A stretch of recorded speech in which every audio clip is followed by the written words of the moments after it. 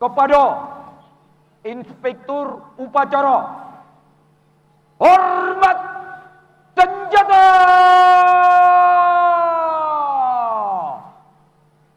Kau!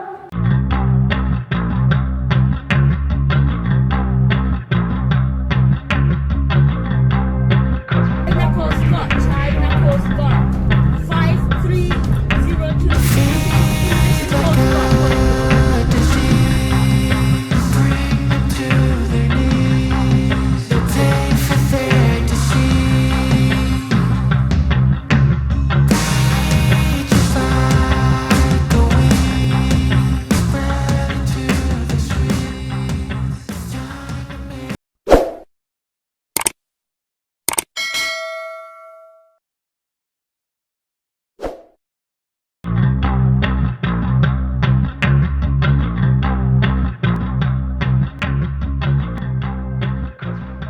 Hubungan China dengan Indonesia kembali memanas di wilayah Laut Natuna Utara Indonesia.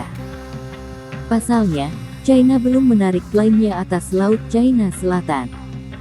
Bahkan, klaim 9 garis putus-putus tersebut bersinggungan dengan wilayah Laut Natuna Utara Indonesia.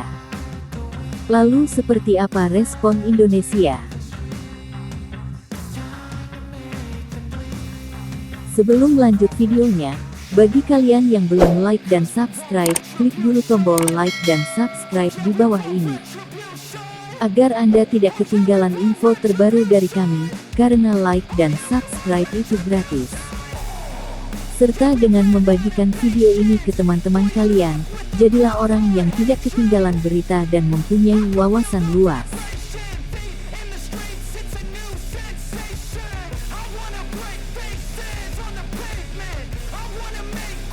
Sikap tegas Indonesia, yang menegaskan sebagian Laut China Selatan, menjadi Laut Natuna Utara, mendapat penolakan dari China. Kondisi ini membuat potensi konflik Indonesia dengan China bisa terjadi kapanpun. Merespon situasi ini, penjagaan ekstra ketat di Natuna, disebabkan adanya agresivitas China, dengan klaim 9 das lainnya.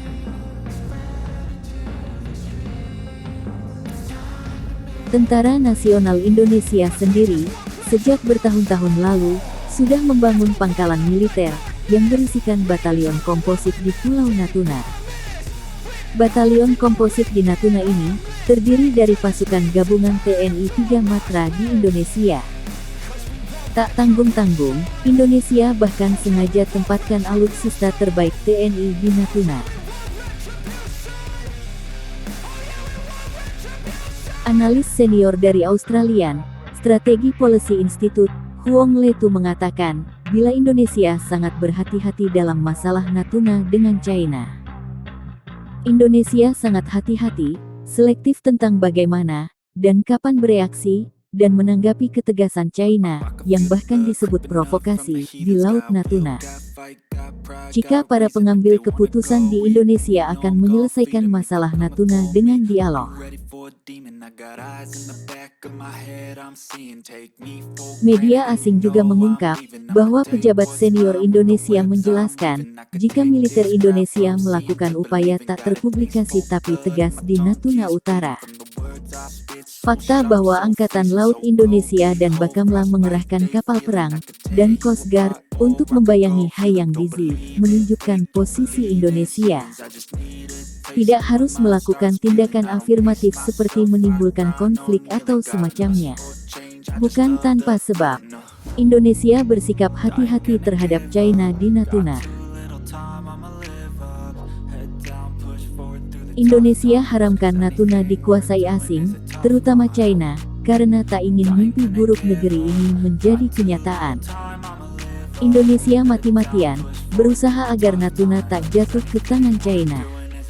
Wilayah maritim di sekitar Kepulauan Natuna, juga termasuk lokasi-lokasi kunci pertahanan yang strategis, menjadikannya semakin penting dari sudut pandang Indonesia.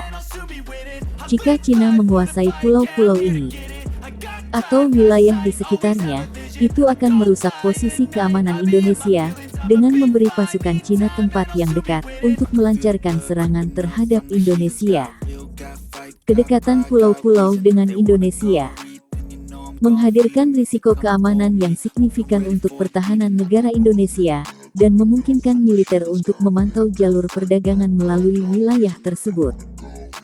Di samping itu, jauh sebelum rencana pemindahan ibu kota negara ke Kalimantan Timur, Amerika Serikat telah mengingatkan Indonesia soal ancaman pesawat pembom China.